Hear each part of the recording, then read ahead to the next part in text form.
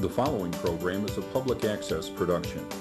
Comcast is required to provide time on this channel and make it available pursuant to franchise agreements with the communities we serve. Comcast is not affiliated with the following program or the producers of public access programming and is not responsible for the content. The following program does not reflect the opinions of Comcast or its affiliates.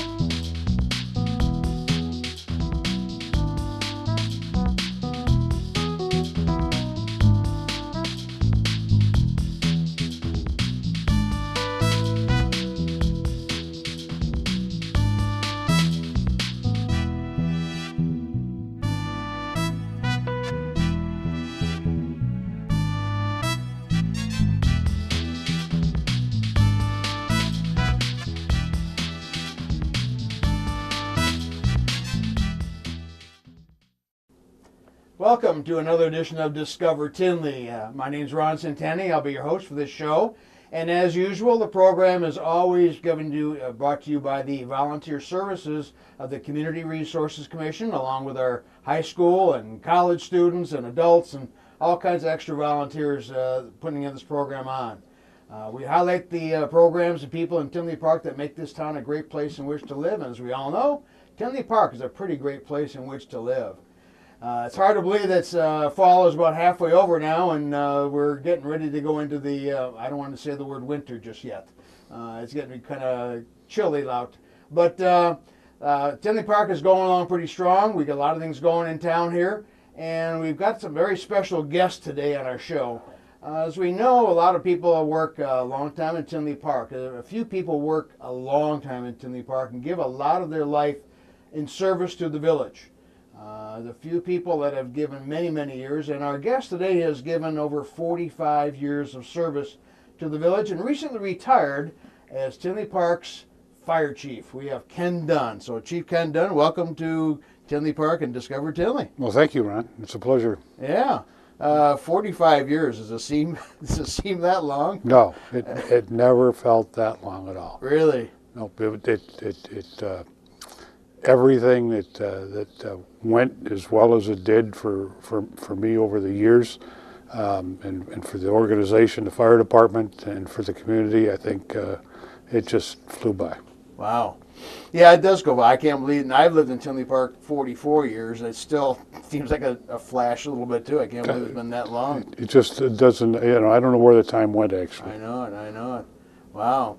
Now, you were raised in Tinley. You were born and raised in Tinley Park then, right? I was. You're a lifelong resident here. That's true. I went to Fulton School. I went to Central School, the old Central School. Okay. Tinley Park High School, and then went into the Army after that.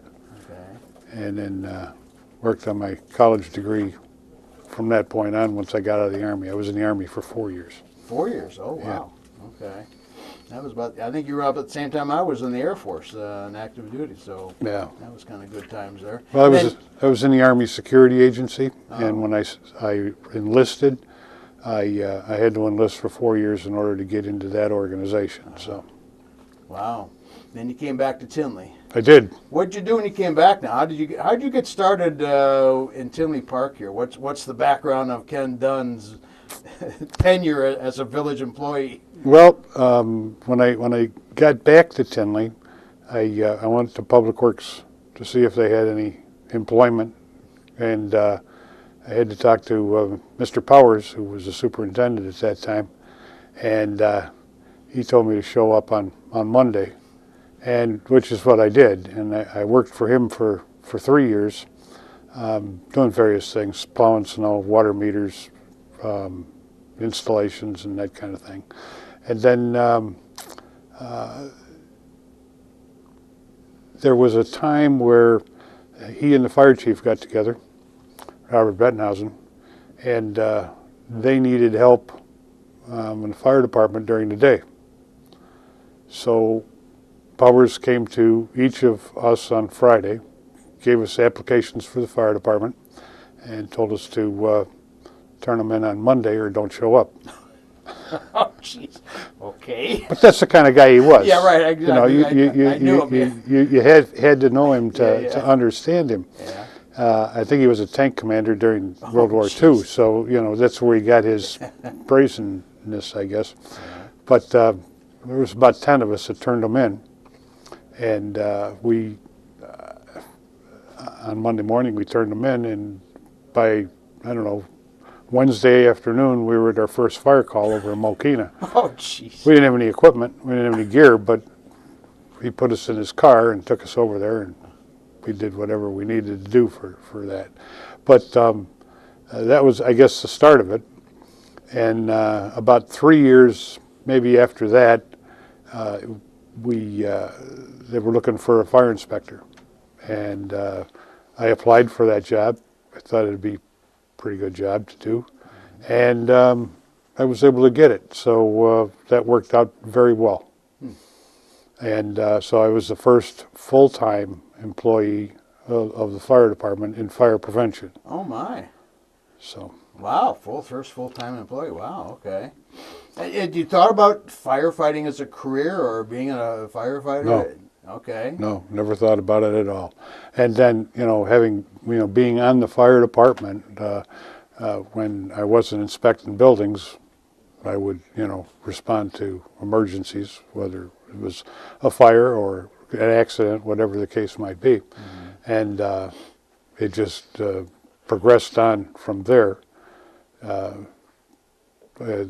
We were volunteer then, and that actually started in 1901 when the fire department was first organized.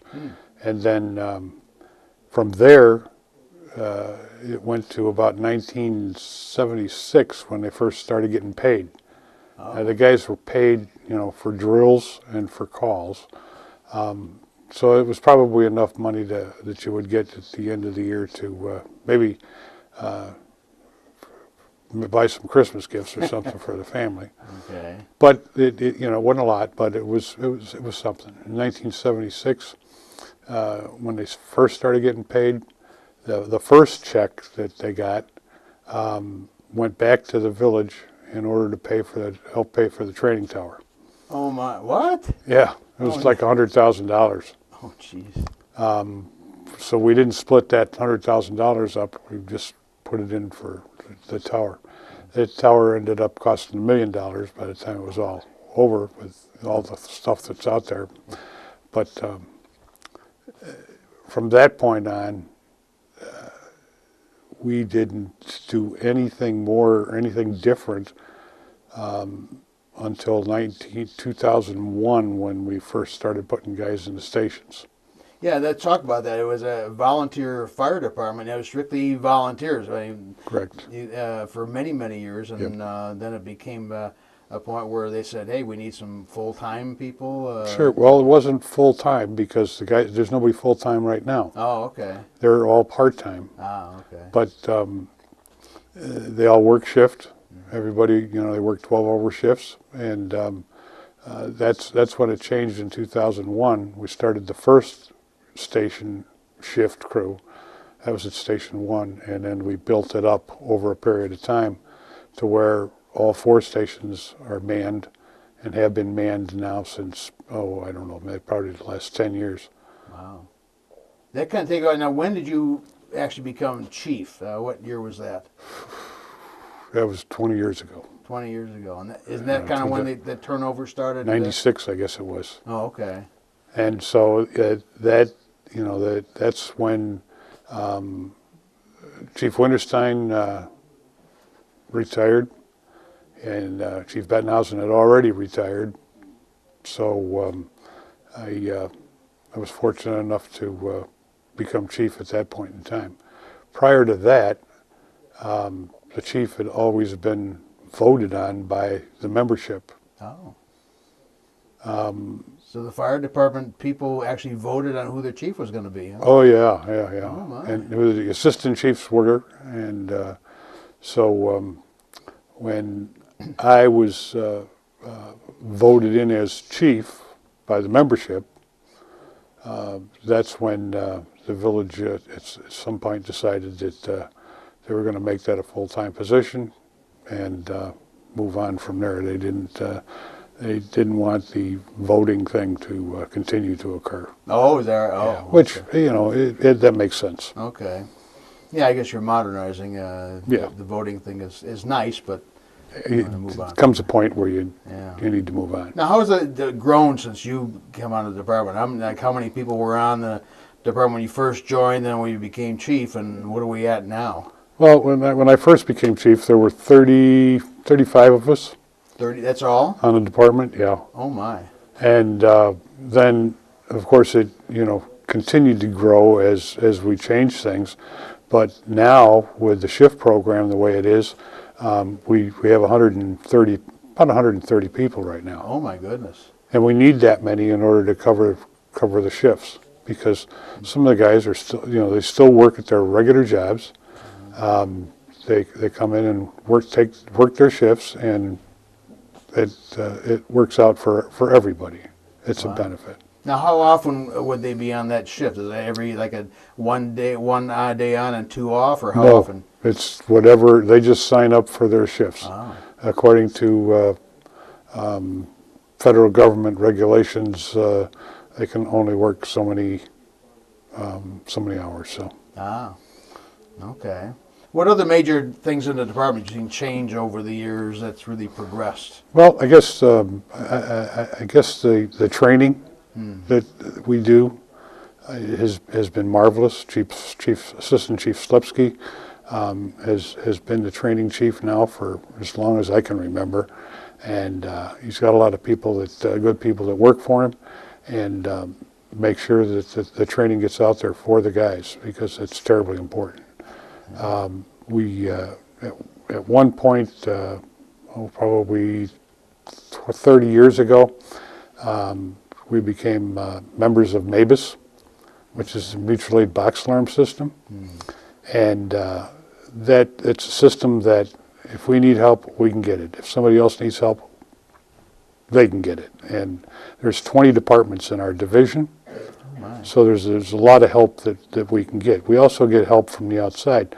We have Now, talk about help from, like, for instance, who would be able to help? Well, any of the towns in our division, if we went to what they call a box alarm, and basically what that is when you can no longer provide the necessary means to extinguish a fire or, you know, work on an emergency, you can request that through MABUS, and you get the other more equipment. You'll get ambulances, engines, trucks, whatever you need. But we also work with our neighboring communities a lot. Orland, great helpers for us, and they work real good with our crews, and our crews work good with them. Mokina, Frankfurt, Oak Forest. You know, we go to their fires, they come to ours, or emergencies, whatever the case might be. And everybody works together, and it works very, very well. I would say that 30 years ago that probably wasn't the case, but now the relationships have been great. Wow, and then I guess you had a big hand in getting that going, big time, huh? I was always part of the mutual aid committee for the division. And it was something that I felt very strongly about, that, you know, if you need help, you can get it, and you shouldn't have to worry about where you're getting it from. That was always one of the things that was always a problem years ago, in the fact that whoever was in charge of a fire would start to call for different communities to come and help. And it got to where it was extremely confusing sometimes as to who was supposed to, you know, be where, and so with this system, it just, I don't care who's coming. I know that they're coming, and I get it taken care of. Wow. Yeah, and Tinley Park's no longer 10,000 people, where No. you you didn't have to worry about that. We got a huge piece of land here, so We do. how could you get by without getting some extra help in some of these things? There's regulations that say that you should have a certain number of people on a fire, and with our shift program, with the help that we get on automatic aid from Orland or from Mokina, depending on where it's at, it helps a great deal for us to make sure that we've got enough people on. Regulations say that we should have 17 people on a fire, and so that's pretty much what we do, and we can get that many or more. Wow. Now, in your years, can you remember some memorable events or something that's happened during your tenure as the firefighter or as chief? And I'm thinking particularly of you got an award for some kind of rescue you did back a few years ago. What was that all about, and what are some other memorable fire events in Tinley Park? Well, there was a fire in Oak Forest, unincorporated area, just sort of north of 159th Street and west of Oak Park Avenue. There were firefighters from Oak Forest on the scene and in the building, and I was asked to take the rear sector of the building, and I went back there, didn't have my gear. Oh, geez. I figured I'd take a walk around the building and get my gear because the car was parked down that way. And as I got around the back of the building, I saw a firefighter in a window on the second floor. Oops. And actually floor and a half, I guess. And the floor just lit up on him. He was on fire, and he was trying to get out, and he broke the window that was nearest to him, and I guess he decided to come out because it was getting pretty hot, and he came out head first. Ooh. And he was going to drop down into a 12-foot stairwell. Ooh. And that wasn't going to be good for him. No. So I just was fortunate enough to be close. I reached across the stairwell as he came down, and I was able to grab hold of him and pull him out. So, 15 minutes of fame is what it took, Well, I don't know about fame. Sounds like a dangerous job there. It could have been. I got burned. I was in the hospital for a week or two. Oh, my. And, but he came out. He's alive today. He retired about a year afterwards. Oh. He was finished with it. Okay. But we get together annually. Oh. Go to dinner, and we're happy that he's still going. Is that the most hair-raising experience you probably had, or? Yeah, probably. Okay. For me, anyway. Okay. Probably one of the. We had a house fire way back in, oh cripe, it had to be 1974 or 75, and we ended up with 6 kids and a mom, all in the house, dead. Ooh. From the fire. Oh my! And that was probably the worst experience I've had. Anytime you have a fatality, yeah. It's bad, sure. And it works on you somewhat. But that was memorable as far as that goes. Probably one of the best was when we rescued 6 kittens out of a sewer pipe, and oh my. It had to go a little to do that. The guys were there trying to figure out what we're going to do to get them cats out, and they decided that we'd take a broom handle, put some duct tape on it, reverse the duct tape, stuck the handle down, stuck the cat's hair, and we pulled them all out to safety. So it isn't always fires you deal with. No, we do. We do everything, and it seems like when people need help, they call the fire department. Of course. And the fire department comes and they will help. You may not like how we do it, but we seem to get the job done most of the time. I think all the time. When people see you coming with the axes and stuff, they get a little worried about that. But the guys, they're just there to do the job. I know the other day they had a house fire where there was a dog involved, and apparently the paramedics gave the dog the oxygen that they needed to give him, and we've done that on a couple of occasions. Oh, wow. I think Paws gave us the actual masks for that, so we could Wow. make sure that we take care of them dogs or cats. There you go. Yep. Now you tell me the increase in calls. That when you first, say about 30 years ago, how many calls would you be having per year, and how many are you dealing with now per year? When I first started, if we had a couple hundred, that was a lot. Okay. And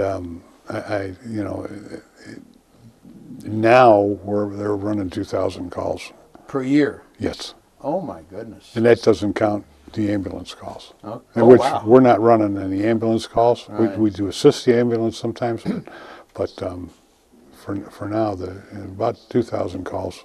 That's almost 5 or 6 a day almost. Could be. Oh my goodness! I didn't know we had that many problems, and Well, you don't hear about them much. It's all kinds of things. Yeah, From car crashes to cats in trees or cats in sterile, sewers and whatever. It's just a lot of stuff that keeps things going. Yeah. How does Tinley Park Fire Department compare to others around the area? I know you're kind of partial, but Well, of course, I'm partial, but when I look at those departments that we work with on a regular basis, I think that we work as well as we possibly can with those guys, and they work well with us. I don't think that there's anything to say that we're better, they're better. I certainly wouldn't get into that because everybody works together to get the job done, and that's what's important. oh, yeah. But What makes Tinley Park Fire Department exceptional? What in your opinion makes Tinley? What's so good about the Tinley Park Fire Department? I think it's the way that we've gotten to this point today.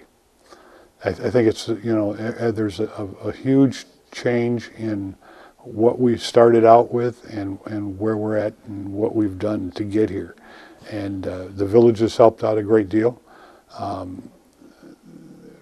We'd like them to help out more, of course, but there's only so much money, and it can only go so far with that. But I think that it's the community that has supported us all these years that has made a huge difference in what we do.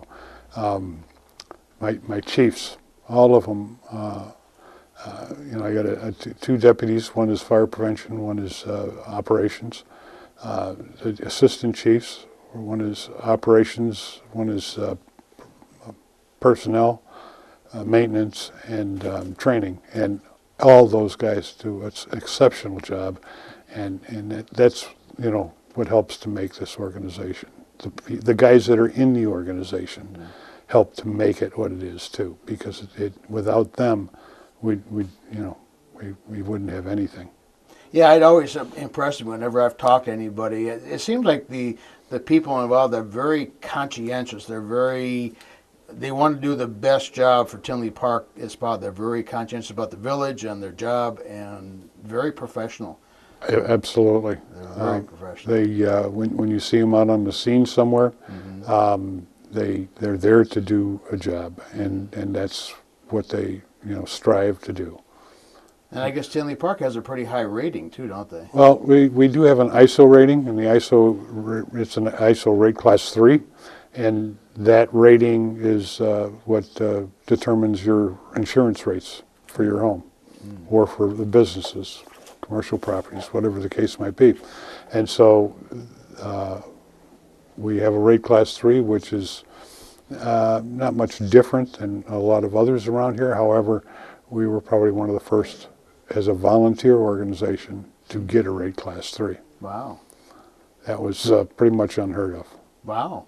And that wasn't from I wasn't the chief then when we first got it, Right. but it was a lot of work put in by a lot of people. But you got to maintain that, though, don't Yeah, you? we do, because they come out every I think 15 years Oh my. and re-inspect you, See. and they were last out about 3 years ago. So. Okay.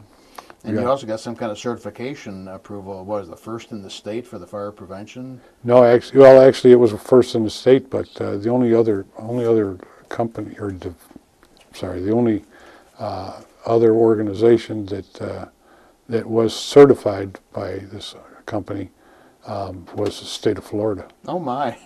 So Okay. we, Dan Reardon put a lot of work together to make sure that that got done properly, and so we were able to get that without too much difficulty. Now you had a pretty special retirement ceremony. I know I went to that. That was kind of a interesting thing when you had all the people lined up to greet you, and they call it the last call-in, right? So Yeah. Describe what it was. Was that at the convention center? No, the one at the fire At the department. station, Yeah, yeah. the station. I never seen that before in my life. Oh. I have to be honest with you about that. I think that I was absolutely spellbound You look like it. to think that they felt that much to put that together for me, and Yeah. it was absolutely wonderful. Like I said, I've never seen it before, and maybe they've set a new stage for what can be done. I think that they did an excellent job in Oh yeah. sending me off. Well, there haven't been too many retired fire chiefs in town to do that for. So. Well, that's true. That's true. So you're setting the standard. But I know the mayor gave you an award, and the men gave you a final go away, and then you went into the fire truck and took off. Into the sunset. And Yeah. off into retirement. That was pretty. I thought that was kind of impressive. I thought it was kind of neat to see that. Actually, I left. I got home, Yeah. got in the car, and left for Arizona. Oh. So it was a great. It was really great. I couldn't have appreciated it more. Wow. Let's talk about one last question. Your family now. You Sure. talk about who's in your family, and I guess you got some firefighters in the family too. Yeah, I do. My son Chris is assistant chief on the fire department, and he's worked hard to get to that position. I didn't give it to him. Okay. He had to test along with a bunch of other folks and I stayed away from that. Okay. So he was able to get that position, and he does a good job. He's the operations operations assistant chief. Okay. I have a son in Arizona, Missouri. Okay. He's a firefighter for the O'Fallon Fire Department. I think he's been there for at least 15 years now, maybe longer. Okay. I have a granddaughter down there, Taylor. She's 12 years old. Okay. And up here, my son Chris has got two girls, Morgan and Madison. Okay. Morgan just graduated, went to high school, started going to college. All right. And my daughter married a firefighter. Oh, jeez. He was a Tinley firefighter, All right. and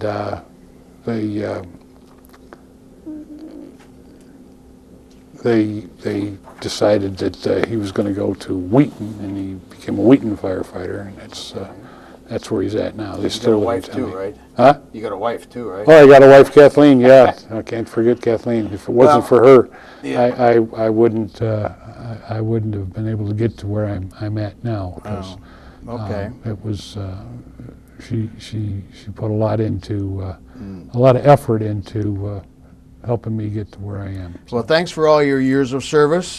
Ken Dunn, Chief Ken Dunn, retired after 45 years of service. Magnificent job, and wish you all the best in retirement. Wish all the best to Chief Ken Dunn on his years of service to Tinley Park and the Tinley Park Fire Department.